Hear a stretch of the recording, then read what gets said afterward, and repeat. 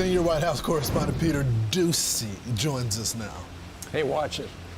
Good morning, and we're seeing now what happens when a candidate, in this case Kamala Harris, is not surrounded by a team of longtime loyalists, and that is leaks start to come out. This is something we almost never saw from candidate Biden or President Biden, but now there's an Axios item with the title, Inside the Tension in the Harris Frankenstein Team. And the problem appears to be that Obama-era operatives have been jammed into an office in Wilmington full of Biden people, and nobody knows who is really doing what. The story says, quote, the entanglement of these different entities has led to many people feeling a real lack of role clarity, and the source is one person involved in the campaign.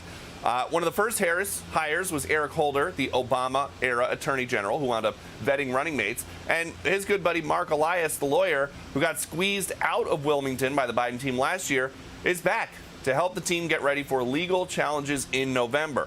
But until January, Joe Biden is still the president, and we just heard a few minutes ago he's got some big trips still coming up, including Peru and Brazil.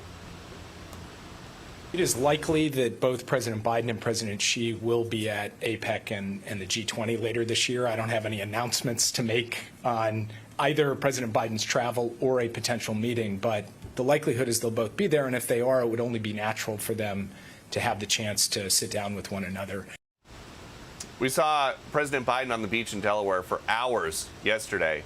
There is very, very little going on here, and a very well-placed source who works inside told me that the general feeling among staff right now is one of senioritis.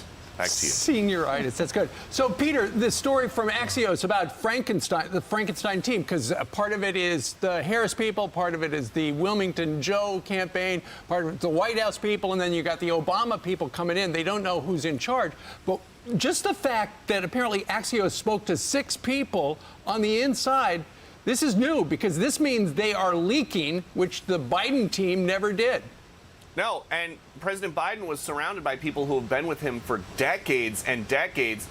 Vice President Harris doesn't have that except for her husband and her sister and her brother-in-law, as far as we know. She doesn't have a small, tight-knit circle of political advisors who have been with her the whole time, from Horizon, California, to Washington, to now the executive office building. And it was very frustrating in 2019 and 2020 trying to get anything out of these Biden people, because he treats a lot of his close staff like they are family. Right. He had 2 staffers living with him during COVID. It was just him and Jill and 2 staffers, and so you're never going to get anything out of those people.